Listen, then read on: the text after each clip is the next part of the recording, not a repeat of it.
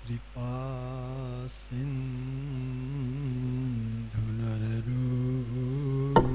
हरि महामोहतम पुंज जासु वचन रवि करे निकरे। धन्य धन्य सद्गुरु सुखद महिमा कही न जाए। जो कुछ कहो तुम्हारी कृपा मोते कछु न बैसाए। बोलिए श्री सद्गुरु महाराज की जय। श्री सद्गुरु महाराज की जय। श्री सद्गुरु महाराज की जय। मंच पर विराजमान श्रद्धेय महात्मागण, इस सत्संग मंच पर उपस्थित विशिष्ट सम्माननीय सज्जन वृंद, हमारे सत्संग प्रेमी महानुभाव तथा आदरणीय माताओं एवं बहनों, अभी के सत्संग में सर्वप्रथम वेद वाणी का पाठ हुआ, फिर उपनिषद वाणी और संत वाणी का भी पाठ हुआ। उस पाठ के आधार पर हमारे श्रद्धेय बाबा लोगों ने अपने अपने ढंग से उसकी व्याख्या करके आप लोगों को सुनाया। अब उन सभी पाठों और उस पर की गई व्याख्या का समास रूप में सारांश यही है कि प्राणी मात्र दुख में पड़ा हुआ है, कोई भी दुख से छूटा हुआ नहीं। गुरु नानक साहब ने कहा, नानक दुखिया सब संसार, संसार के सभी लोग दुख में पड़े। और संत कबीर साहब ने कहा, तनधर सुखिया काहू न देखा, जो देखा सो दुखिया हो। शरीरधारी कोई भी सुख की हालत में नहीं, जिनको देखते हैं सब दुख में पड़ा हुआ है, दुख से मुक्त कोई नहीं। अन्य प्राणी, मनुष्य के अतिरिक्त अन्य प्राणी अपने दुख को दूर करने का कुछ उपाय कर ही नहीं सकता। अवश्य ही मनुष्य इसके लिए सदा प्रयत्नशील रहते हैं। मनुष्य के मन में यह चाहना रहती है कि हम सदा सुख की हालत में रहें, दुख से छूटे हुए रहें। तो दुख से छूटे रहने के लिए, सुख की हालत में रहने के लिए वे जीवन भर अनेक तरह का प्रयत्न करते रहते हैं। लेकिन कितना भी प्रयत्न करने पर तीन तरह के दुख, तीन तरह के ताप को कोई दूर नहीं कर पाते। तीन तरह का ताप क्या है? पहला ताप दैहिक ताप।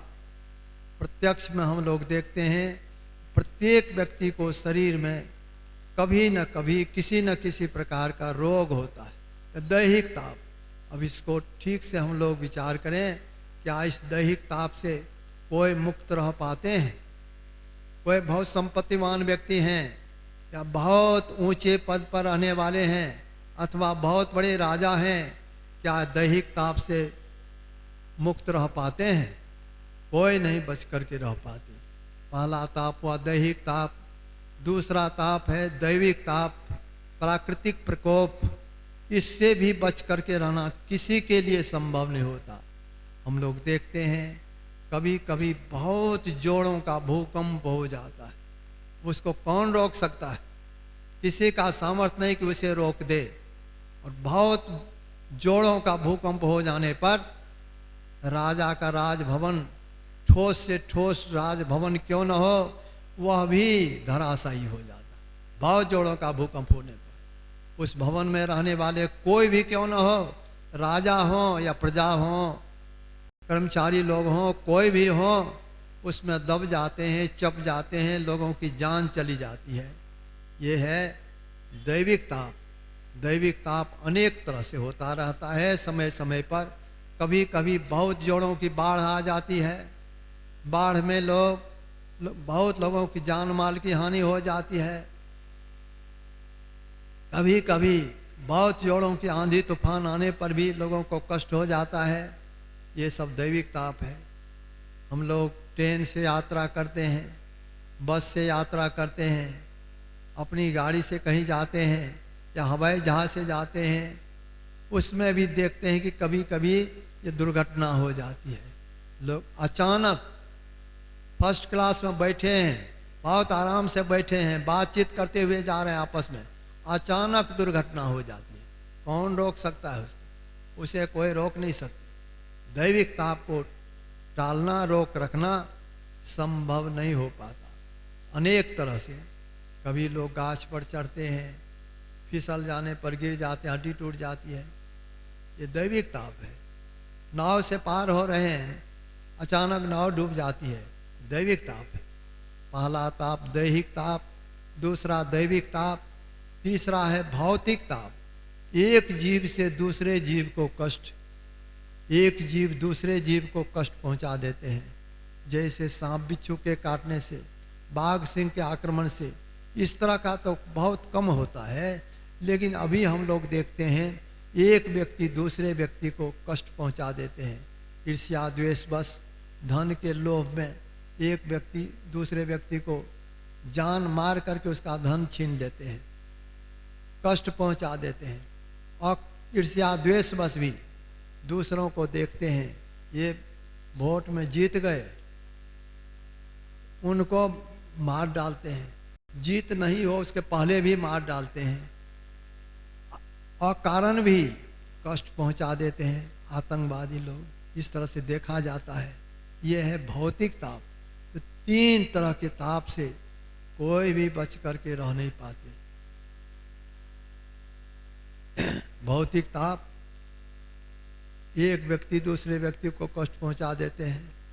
इसका यह मतलब नहीं जिनके लिए कोई सुरक्षा नहीं उन्हीं को यह कष्ट होता है, जो बहुत सुरक्षा के अंदर रहते हैं उनको कष्ट नहीं होता, सो नहीं।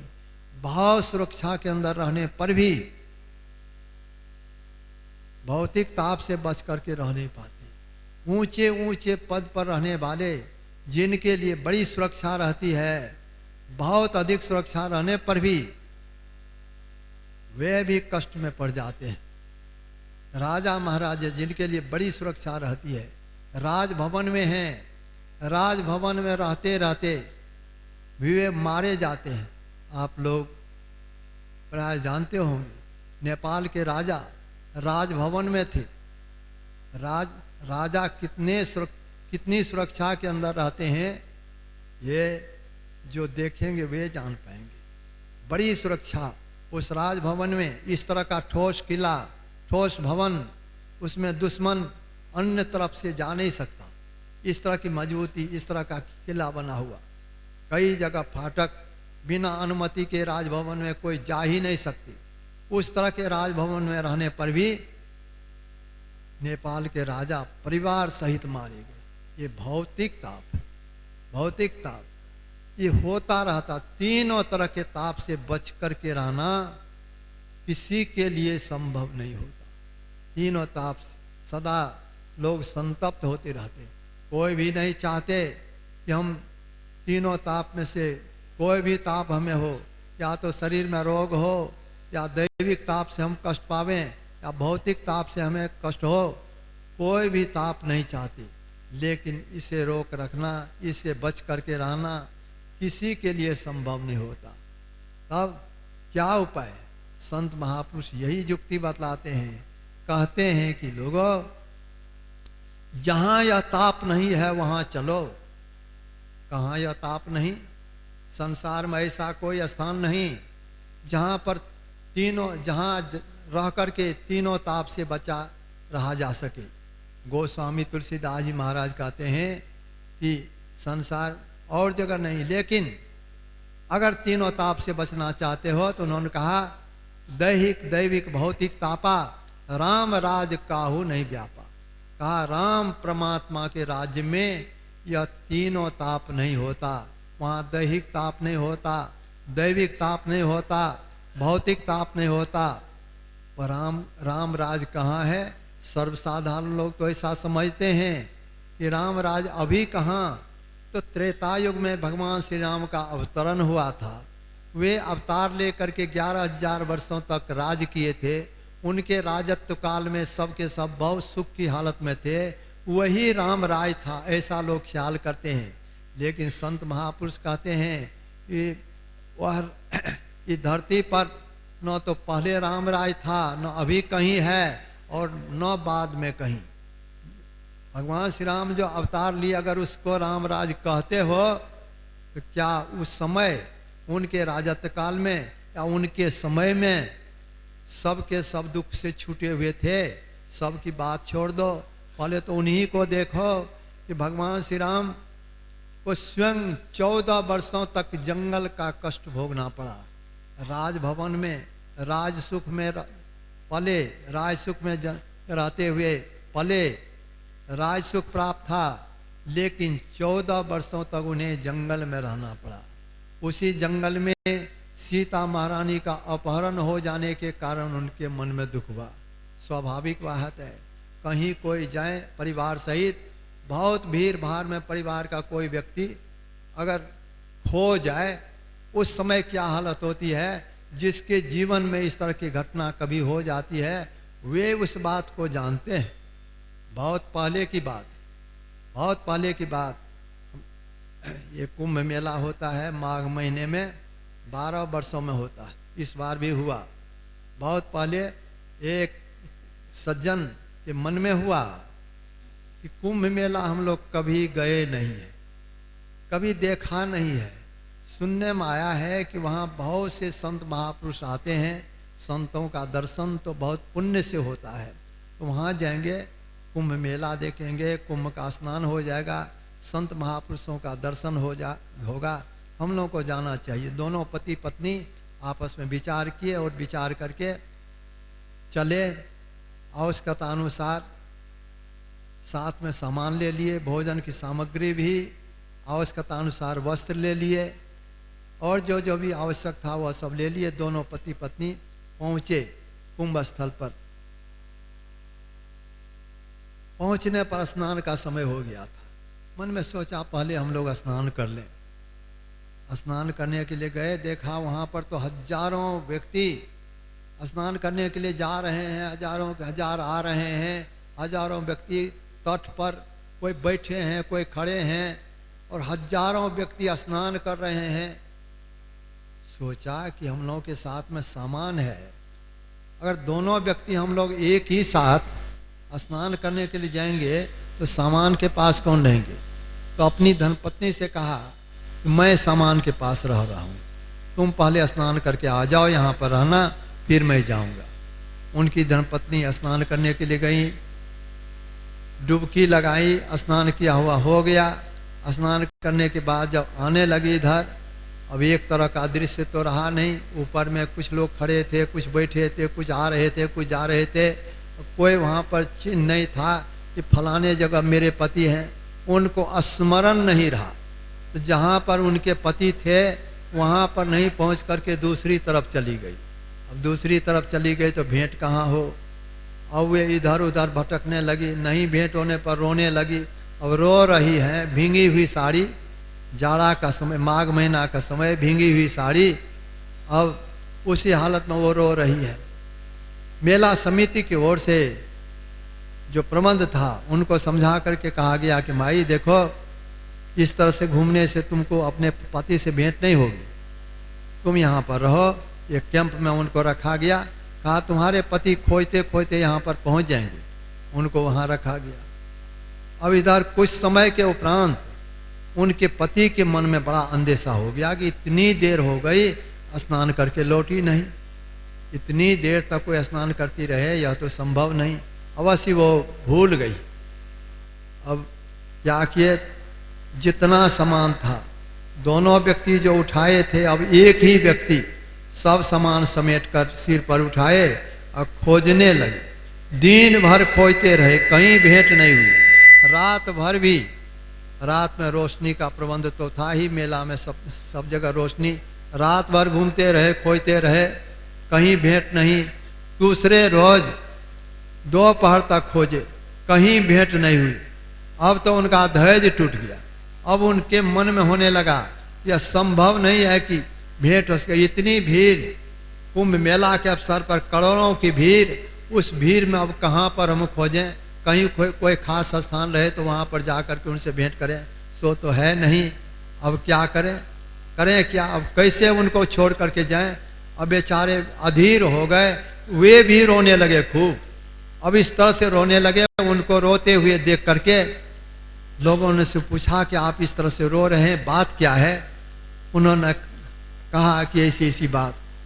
लोगों ने कहा कि देखिए, जो लोग जिनके साथ के कोई खो जाते हैं तो उनको खोए हुए व्यक्ति को कैंप में रखा जाता है, तो कैंप में कहीं न कहीं वो होंगी, आप कैंप में जाकर के खोजिए।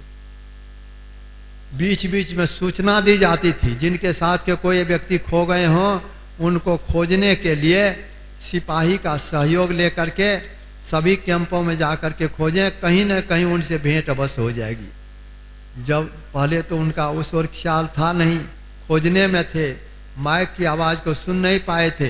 जब उसको सुने तो एक सिपाही उनके साथ हुए, खोजते खोजते दूसरे रोज एक कैंप में भेंट हो गई। जैसे ही भेंट हुई, कहा चलो अब स्नान भी नहीं करेंगे, तुरंत वहाँ से चल ही दी। अब सोच लीजिए, जितनी देर तक भेंट नहीं हुई उतनी देर तक कितनी व्याकुलता उनके मन में हुई होगी, दोनों पति पत्नी के मन में। ये तो ऐसा हम इधर देखते हैं। इस व्याकुलता को भगवान श्री राम भी दिखलाए। जब सीता महारानी का अपहरण हो गया, यद्यपि वे भगवान थे, लेकिन यह लीला करके दिखलाए कि संसार में जो देह धर करके आते हैं, देहधारी को के जीवन में योग और वियोग दोनों होता है। योग सब कुछ मिलता है, संबंधी का संग होता है, धन संपत्ति भोग सामग्री यह सब मिलता है, उस समय सुख होता है। लेकिन जब बिछुड़ता है तो दुख होता है। मिलकर बिछुड़न को दुख भारी, प्राप्त होकर के जो बिछुड़ जाता है, बिछुड़ने में भारी कष्ट होता है। भगवान श्री राम यह करके दिखलाए। जो भगवान थे उनके जीवन में भी इस तरह की बात आई। पांडव लोगों की कथा हम लोग पढ़ते हैं, राजा थे लेकिन जुआ के खेल में हार जाने के कारण अपने राज्य का परित्याग करके उन्हें 12 वर्षों तक जंगल में रहना पड़ा। 1 वर्ष तक छिप कर अपना वेश बदलकर, नाम बदलकर नौकर के रूप में राजा विराट के यहाँ रहे। इस तरह से उनके जीवन में दुख हुआ। और भी आप पौराणिक ग्रंथों को पढ़ करके देखिए, बड़े बड़े राजा महाराजा के जीवन को पढ़ करके देखिए तो जानने में आवेगा, आज तक कोई भी ऐसे नहीं हुए जिनके जीवन में सदा एक तरह की स्थिति रही हो। सूरदास जी महाराज ने कहा, सब दिन हो तन एक समान, एक दिन राजा राज हरिश्चंद्र संपत्ति मेरु समान, एक दिन जाय स्वपचगिरी सेवत अंबर हरत मसान। राजा हरिश्चंद्र सतयुग में हुए थे, बड़े सत्यवादी राजा थे। सतयुग में तो लोग सत्य बोलते ही थे, लेकिन राजा हरिश्चंद्र का सत्य तो बड़ा विलक्षण था। उन्होंने एक दिन स्वप्न देखा कि मैं अपना राज्य एक ब्राह्मण को दान में दे दिया हूँ। उनकी नींद टूट गई। नींद टूट जाने पर मन में विचारने लगे कि स्वप्न तो मैंने देखा है, जब स्वप्न में मैंने अपना राज दान कर दिया है तो दान किए हुए राज को अपने जिम्मे नहीं रखना चाहिए। इस तरह का मन में चिंतन कर ही रहे थे। उसी समय जिनको वे स्वप्न में दान दिए थे वे उनके सामने संजोग से आ गए। तो उनसे हाथ जोड़ करके कहा कि महाराज, मैंने स्वप्न में आपको अपना राज दान में दे दिया है, इस राज को आप स्वीकार करें।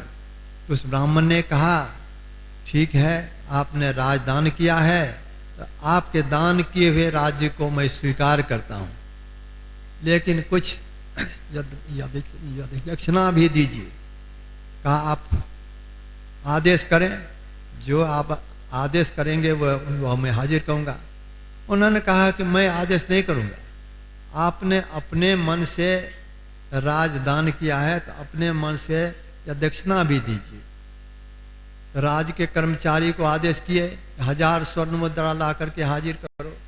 वे ब्राह्मण कह बैठे कि आपने तो राज दान कर दिया और आपके दान किए हुए राज को मैंने स्वीकार कर लिया है, अब राज मेरा हो गया, अब राज के अंदर जो खजाना है वह सब मेरा हो गया, इस मेरे खजाने से आपको या दक्षिणा में देने का क्या अधिकार रहा?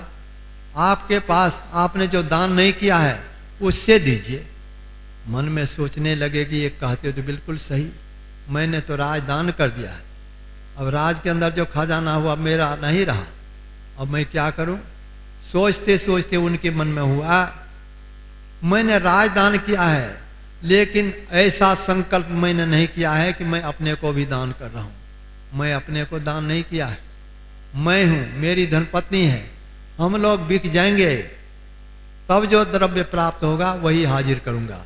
वैसा ही किए, वे अपना मुकुट उतार दिए, राशि बस हटा दिए कि अब तो मैं राजा नहीं रहा, साधारण वस्त्र पहन करके राज से निकल गए और अपनी धर्मपत्नी को एक तपस्वी ब्राह्मण के यहाँ नौकरानी के रूप में रख करके उनसे जो द्रव्य प्राप्त हुआ वह अपने डोम के यहाँ नौकर के रूप में रहे, वह दोनों पहुँचाए।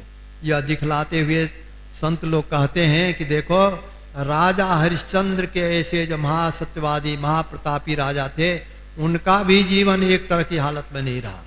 बड़े बड़े राजा महाराजा के इतिहास को पढ़ करके देखिए, महाराणा प्रताप हम लोगों के देश के राजा थे। उस समय देश में छोटे छोटे बहुत से राजा थे। जब मुगलों का आधिपत्य हम लोगों के देश पर नहीं हुआ था, साम्राज्य नहीं हुआ था, तो छोटे छोटे राजा लोग थे। मुगलों की शक्ति जब बहुत अधिक बढ़ गई तो बहुत से राजा लोग मुगलों की अधीनता स्वीकार कर लिए, लेकिन महाराणा प्रताप उनकी अधीनता स्वीकार नहीं की। अधीनता तो स्वीकार नहीं किए, लेकिन उनका सामना भी नहीं कर सकते थे। सामना नहीं कर सकते थे तो वे राज छोड़ करके भाग गए, जंगल चले गए। जंगल चले गए, साथ में कुछ खाने पीने का सामान नहीं था। खाते क्या थे? घास की रोटी पिसवा करके, घास की रोटी, घास को पिसवा करके उसको आग पर सेकवा करके खाते थे।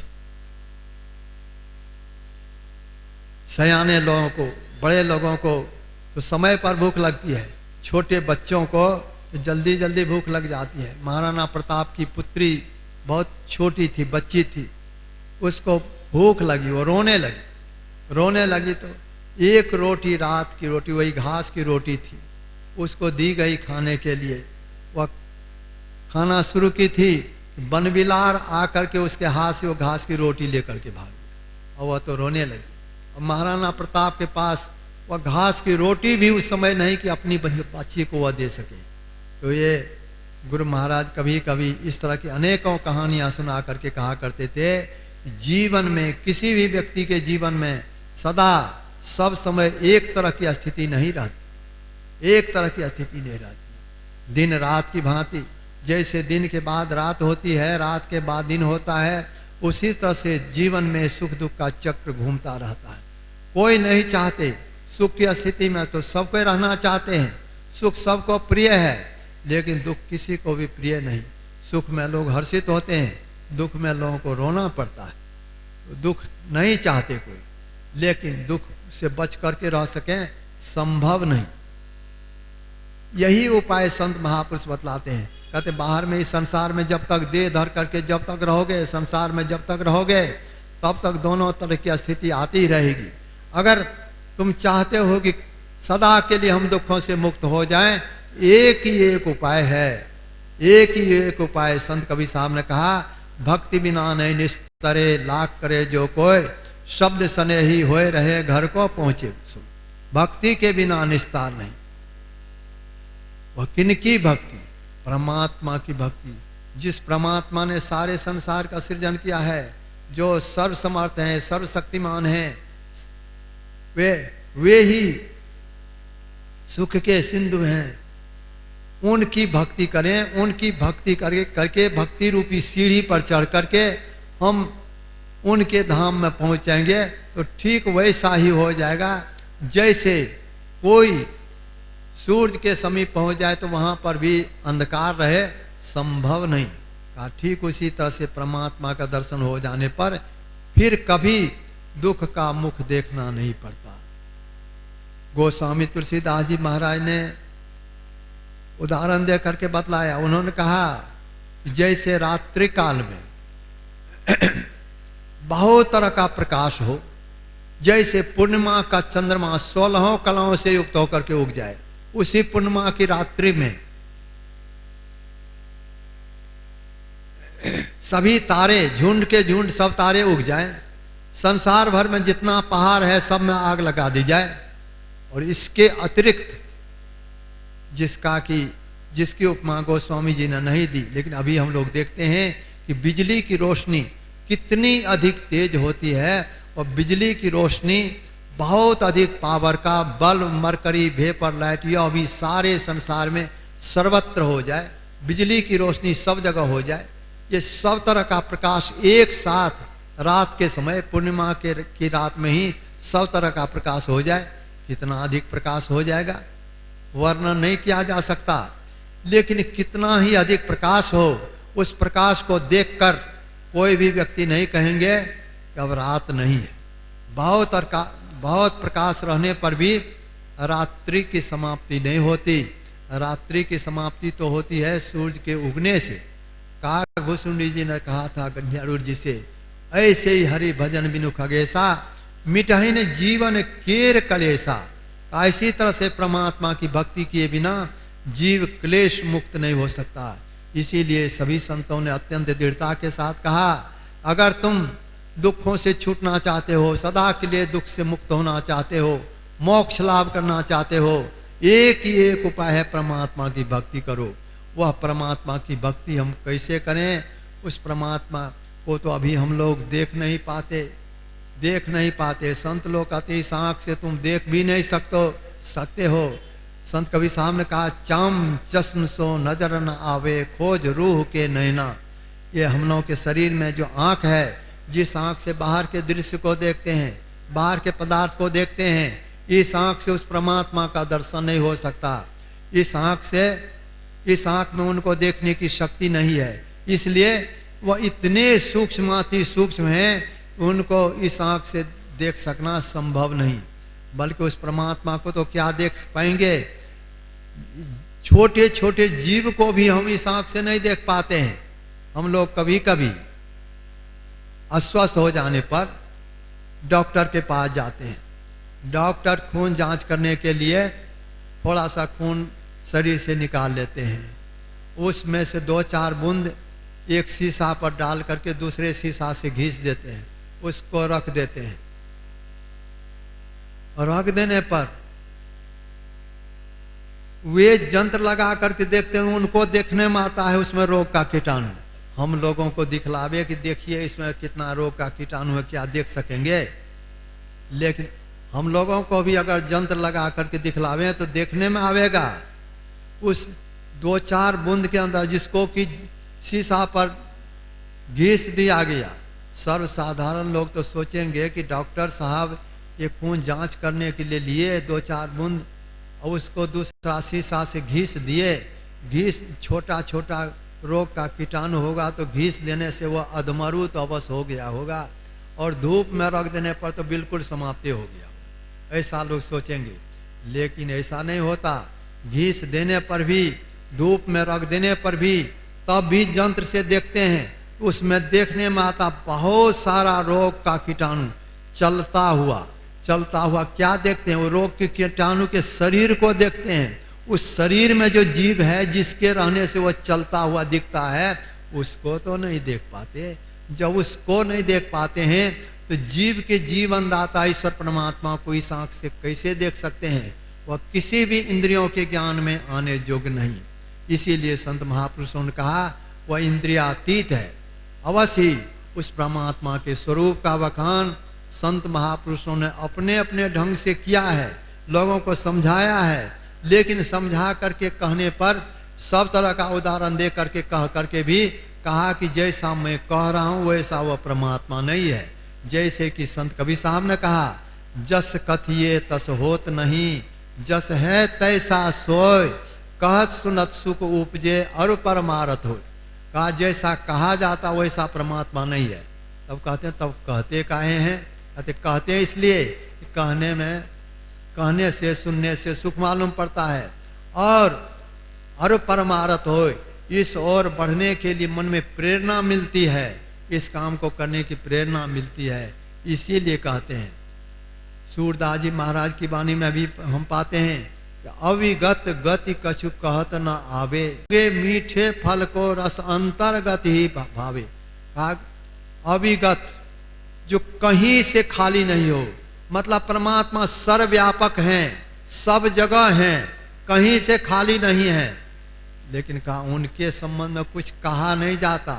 अविगत गति कछु कहत न आवे। किस तरह से कहा? जो गूंगे मीठे फल को रस अंतर्गत ही भावे। कोई गूंगा व्यक्ति है, बोल नहीं सकता है, उसको बहुत मीठा फल खिला दीजिए, स्वादिष्ट मिठाई खिला दीजिए और पूछिए कि कैसा लगा, क्या कहेगा? वो कह नहीं सकता। नहीं कह सकता तो उसको खाने में मीठा नहीं लगा सो नहीं, मीठा तो अवश्य लगा, लेकिन वह कह नहीं सकता। ठीक उसी तरह से उस परम प्रभु परमात्मा को जो प्राप्त कर लेते हैं, लेकिन वह उसके संबंध में कह नहीं सकते। क्यों नहीं कह सकते? मन वाणी को अगम अगोचर सो जाने जो पावे। मन से उनका मनन नहीं किया जा सकता, वाणी से उसको व्यक्त कह करके उसका बखान नहीं किया जा सकता। मन वाणी को अगम अगोचर सो जाने जो पावे। जो उसको प्राप्त करते हुए ही जानते हैं। जिस तरह से गूंगा व्यक्ति खा लेने पर फल के स्वाद को जानने लगते हैं, उसी तरह से उस परम प्रभु परमात्मा को जो प्राप्त कर लेते हैं, वो उनके संबंध में वे ही जानते हैं, उसका बखान नहीं कर सकते। वह इंद्रियातीत है, इंद्रियों के ज्ञान में आने योग्य। कुछ श्रद्धालु भक्त लोग जो ईश्वर परमात्मा में आस्था रखते हैं, विश्वास रखते हैं, उनका कहना होता है कि आप कहते हैं कि ईश्वर परमात्मा को इंद्रियों के द्वारा नहीं जाना जा सकता, लेकिन पूर्व काल में तो बहुत से भक्तों को भगवान का दर्शन इसी आंख से हुआ, इसी आंख से भगवान का दर्शन हुआ। वे उदाहरण के रूप में कहते हैं, भक्त ध्रुव को, भक्त प्रहलाद को क्या इस आंख से भगवान का दर्शन नहीं हुआ? महाराजा दशरथ जी को पूर्व जन्म में भगवान जब दर्शन दिए इसी आंख से, तो उनको दर्शन हुआ और वही भगवान उनके यहाँ पुत्र रूप में अवतार लिए। तो आप कैसे कहते हैं कि भगवान का दर्शन इस आंख से नहीं होता? हम लोगों के गुरु महाराज खूब समझा बुझा करके कहते थे देखो, इस आंख से जो देखा जाता है, वो जो भगवान, जो परमात्मा सर्व समर्थ हैं, सर्व शक्तिमान हैं, सारे संसार का सृजन करने में पूर्ण समर्थ हैं, वे भक्तों के प्रेम बस अपने लिए एक शरीर धारण कर ले, तो उनके लिए कौन भारी बात। तो महाराजा दशरथ जी के प्रेम बस अपने लिए एक शरीर धारण करके उनके सामने प्रकट हुए थे, तो वे भगवान का दर्शन नहीं कर पाए थे। उनके रूप को देखे थे, शरीर धारण किए हुए सुंदर रूप का दर्शन कर पाए थे, और वे ही भगवान उनके दूसरे जन्म में पुत्र रूप में प्राप्त हुए, उनके यहाँ जन्म लिए। तो उस समय भी शरीर को ही देख पाए, उस शरीर में जो व्यापक थे, उस शरीर को जो धारण किए थे, उनका दर्शन उनको नहीं हुआ था। तो शरीर धारित भगवान के दर्शन से जो लाभ होता है, वह माया वाला लाभ, उस लाभ में पूर्णता नहीं होती, वह लाभ सब दिन रहने वाला नहीं होता, उस लाभ से सारे दुखों की निवृत्ति नहीं हो पाती। गुरु महाराज समझा करके कहते थे, देखो महाराजा दशरथ जी के लिए कहते हो कि भगवान का दर्शन हुआ, अवश्य मान लेते हैं भगवान का दर्शन हुआ, उस दर्शन को पा करके बहुत सुख भी हुआ। सुख क्यों न हो, साधारण व्यक्ति को साधारण तरह का पुत्र होने पर उनके मन में भी सुख होता है। जिनको भगवान पुत्र रूप में प्राप्त हो, उनके सुख का क्या कहना, सुख अवश्य हुआ। लेकिन फिर यह भी देख लो कि क्या उनको फिर कभी दुख नहीं हुआ? दुख तो ऐसा हुआ जिस दुख को सहन नहीं कर सके। कब ऐसा हुआ? जब भगवान श्री राम अपने पिता की बात का पालन करने के लिए, उन्हीं की बात का पालन करने के लिए 14 वर्षों के लिए जंगल चले गए। लड़ झगड़ करके नहीं गए थे, रुष्ट होकर के नहीं गए थे। पिताजी का दिया हुआ वरदान झूठा न हो जाए, उनकी बात झूठी न हो जाए, इसलिए भगवान श्री राम सबको समझा बुझा करके जंगल गए थे। लेकिन वियोग हो गया तो वियोग का दुख कितना अधिक हुआ, उस वियोग के दुख को वे सहन नहीं कर सके, शरीर त्याग दिया। दुख हुआ या नहीं हुआ सो सोच लीजिए। ये तो दुख से पूर्ण रूपेण दुखों से मुक्त होना ये बाहर के दर्शन से नहीं होता। इस आँख से जो दर्शन होता है, भले हम भगवान मान लें, लेकिन उस देहधारी भगवान के दर्शन से सारे दुखों की निवृत्ति नहीं हो पाती। गुरु महाराज और भी समझा करके कहते थे देखो, पांडव लोगों के भक्ति के कारण भगवान श्री कृष्ण उनके जब जब वे उनका स्मरण करते थे, बहुत भारी संकट पड़ जाने पर तुरंत प्रकट हो जाते थे, उनके दुख को दूर कर देते थे। लेकिन सारे दुखों को दूर करना दूर नहीं कर पाए। जब जब बहुत तरह का संकट हुआ, एक बार जब पांडव लोग जंगल में थे, जब जुआ के खेल में हार जाने पर जंगल में थे, इधर उनके चचेरे भाई लोग कौरव लोग पांडवों के राज्य को अपने कब्जे में कर लिए और मन में सोचने लगे कि 12 वर्षों की अवधि समाप्त हो जाने पर 1 वर्ष तक अगर ये लोग छिप करके रह जाएंगे तब तो राज्य की मांग करेंगे। शर्त ऐसा ही है, तो पहले ही पांडव लोग समाप्त हो जाएं। तो क्या किया,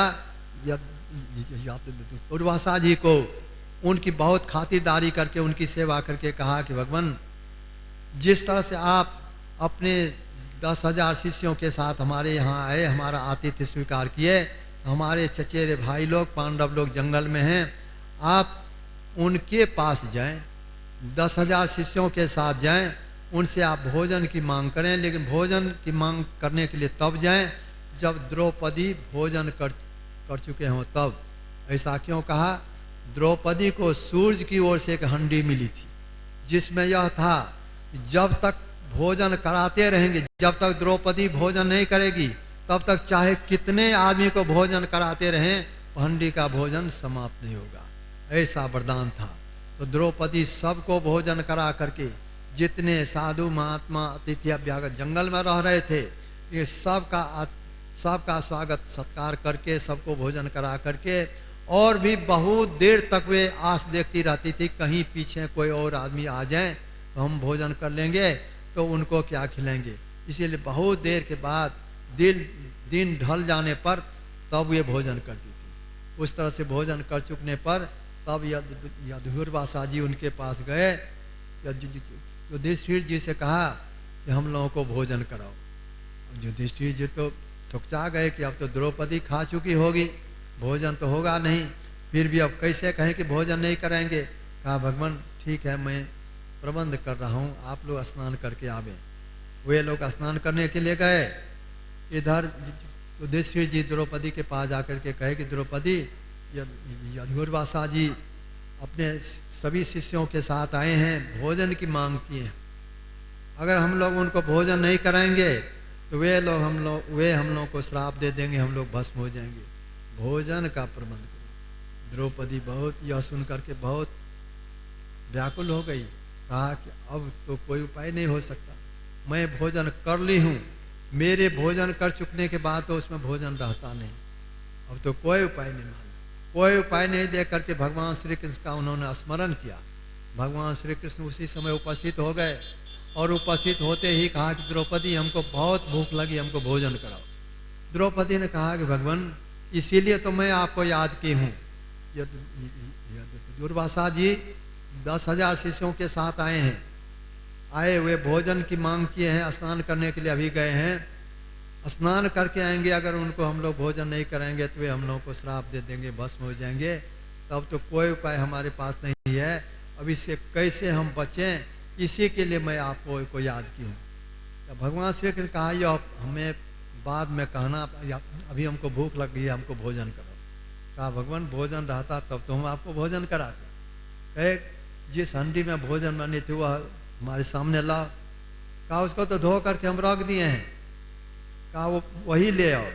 उसको ले आए, एक साग की पत्ती उसमें सटी हुई थी, उसको भगवान निकाल करके अपने मुंह में डाले और कहे इसी एक साग की पत्ती से संसार के सभी लोग तृप्त हो जाएं।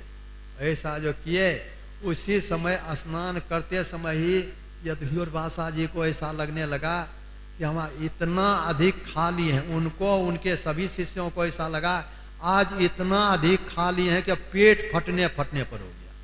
अब सोचने लगे कि हम भोजन बनाने के लिए कह दिए हैं, भोजन बना करके रखेंगे तैयार करके, हम लोग तो खा नहीं सकेंगे, भारी अनिष्ट हो जाएगा, और वहाँ मत जाओ, सब भागो यहीं से।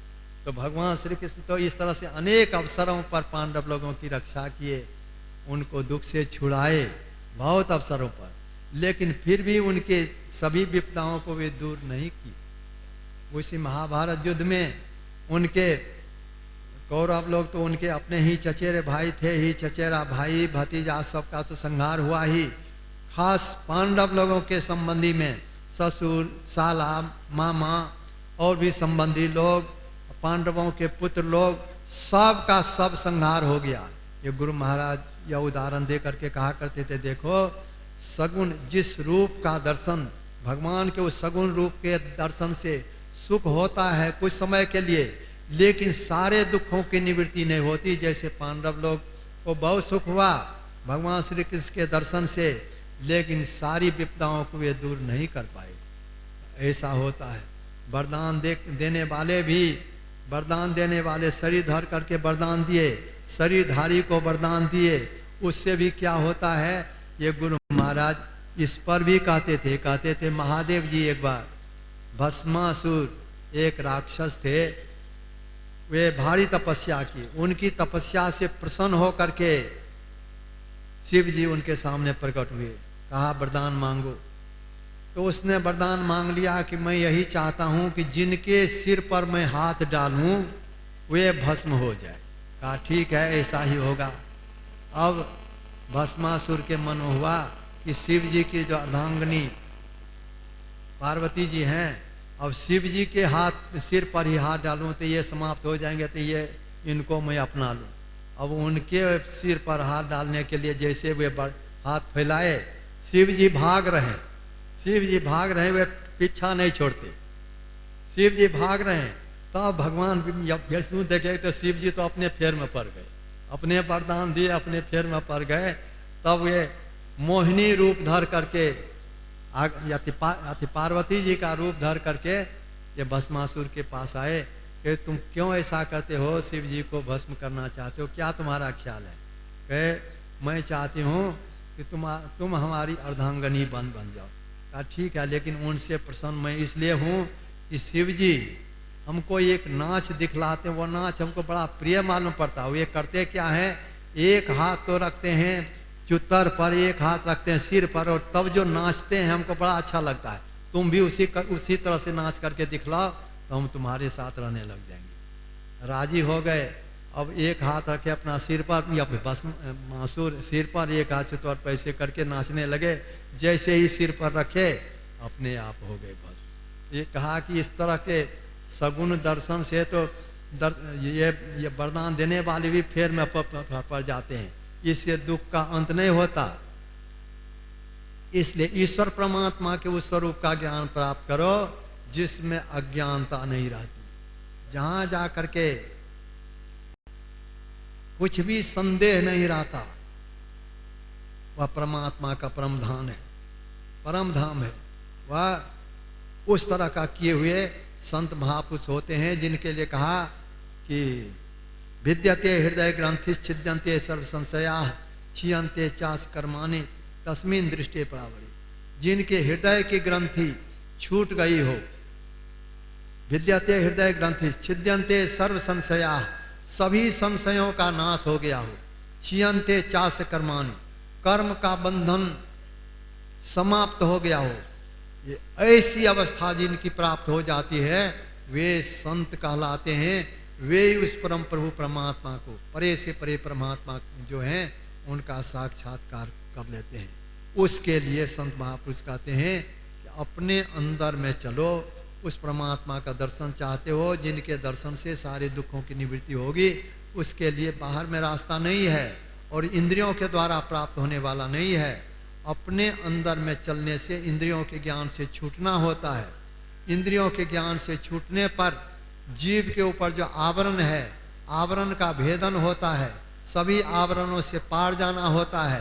पार जाने पर परमात्मा सबके पार हैं। जैसा हम लोग प्रातः काल स्तुति प्रार्थना के क्रम में ये जो स्तुति गाते हैं, सबसे पहले इस स्तुति कि परमात्मा कैसे हैं।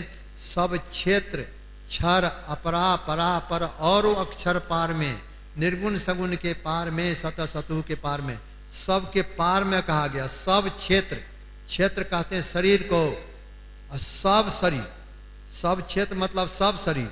अब शरीर सब कौन सा? स्थूल शरीर को हम लोग देखते हैं, इसके अंदर सूक्ष्म शरीर उसको नहीं देख पा रहे हैं। सूक्ष्म कारण महाकारण केवल सबके पार में है परमात्मा। हम इस शरीर के बंधन में बंधे हुए हैं, लेकिन परमात्मा सब में व्यापक, सबते न्यारा, सब में रह करके, सब में व्यापक होकर के किसी बंधन में बंधे हुए नहीं हैं। ऐसे जो परमात्मा है, उस परमात्मा का साक्षात्कार हम तब कर सकेंगे जब इस शरीर के अंदर चलेंगे। तन में पिल पांचों तन पारा जा पाओ प्रभुसार। शरीर के अंदर चलते चलते सब आवरण छूटेगा। शरीर का आवरण और अंधकार प्रकाश और शब्द का पर्दा, ये तीनों से पार हो जाने पर, तब उस अवस्था के प्राप्त हो जाने पर भी, जैसा कि गुरु महाराज ने कहा, हम प्रभु प्रभु हम एक ही होई, द्वंद्व और द्वैत रहे नहीं कोई। वह अंतिम में जहाँ पहुँचने पर शोक मोह भय हर्ष दिवस निदेश काल तो नहीं, वह परमात्मा का परम धाम है। सभी संत महापुरुष वहीं पहुँचे और वहीं जाने के लिए सब कोई कहते हैं जब तक शरीर में रहोगे, किसी भी शरीर में रहो, लेकिन दुख से बच करके नहीं रह पाओगे, दुख लगा रहेगा। इसलिए दुखों से छूटना चाहते हो, इस युक्ति से साधन भजन करके संतों के बतलाए मार्ग पर चलकर परमात्मा की के धाम में पहुंचकर अपने सारे दुखों को दूर करो। यही एक उपाय है। इसी के लिए परमात्मा की भक्ति हम कैसे करें? उनके स्वरूप का जब तक ज्ञान नहीं होता, तब तक लोग यद्यपि श्रद्धा है, जानते हैं, मानते हैं कि परमात्मा है, लेकिन खोजते हैं बाहर बाहर, तीर्थ में धाम में। तीर्थ में धाम में क्या मिलता है? लोग मान भी बैठते हैं, कह भी बैठते हैं कि हम चारों धाम की यात्रा किए, भगवान का दर्शन हुआ, अपने को बड़ा सौभाग्यशाली मानते हैं। लेकिन अगर कोई उनसे पूछ बैठे कि भाई आप तो चारों धाम की यात्रा किए, भगवान का दर्शन करके आए, लेकिन आपको लाभ क्या हुआ? आपको खैनी खाने की आदत थी, क्या हुआ उस दर्शन से खैनी भी छूटी? खैनी खाने की आदत वह भी नहीं छूटती। बाहरी आदत ऐसी होती है जिसको छोड़ना मुश्किल होता है। खैनी खाने की आदत हो, बीड़ी पीने की आदत हो, सिगरेट पीने की आदत हो, शराब दारू पीने की आदत हो, कोई भी आदत, जब कि लोग उसके अवगुण को जानते हैं, उनसे कितनी हानि होती है उसको जानते हैं, लेकिन जानते हुए भी प्रयत्न करना चाहते हैं, लेकिन आदत होने के कारण छोड़ नहीं पाते, अभी नहीं छोड़ पाते हैं। तो भगवान का दर्शन किए, चारों धाम घूमे, तब भी तो छूटना चाहिए। लेकिन बाहरी दर्शन से, बाहर में घूमने से यह नहीं होता। लेकिन संत लोग कहते हैं अपने अंदर में डुबकी लगाओ, इसमें वे ही डुबकी लगाएंगे, इस शरीर रूप मंदिर में वे ही प्रवेश करेंगे जो सब अवगुणों से मुक्त हो जाएंगे। जैसे बाहर के शिवालय में भी आप जाते हैं तो नहला धुला करके पवित्र होकर के तब उसमें जाते हैं। यह तो बाहर के शिवालय को बाहर के कारीगर लोग बनाए, इस शरीर रूप शिवालय को परमात्मा बनाए हैं।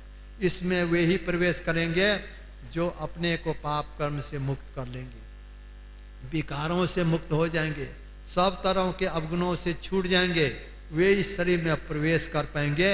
और प्रवेश करेंगे तो इसी शरीर में वह परम प्रभु परमात्मा विराजमान है। लेकिन पहले उनका ज्योति रूप, जैसे सूरज को देखने के पहले सूरज के रोशनी को देखते हैं, पहले सूरज को नहीं देखते, पहले सूरज के रोशनी को देखते हैं। सूरज की रोशनी फैलती है, अंधकार, रात्रि का अंधकार दूर हो जाता है। उसी तरह से भक्त को अपने अंदर में ही परमात्मा का दर्शन होता है।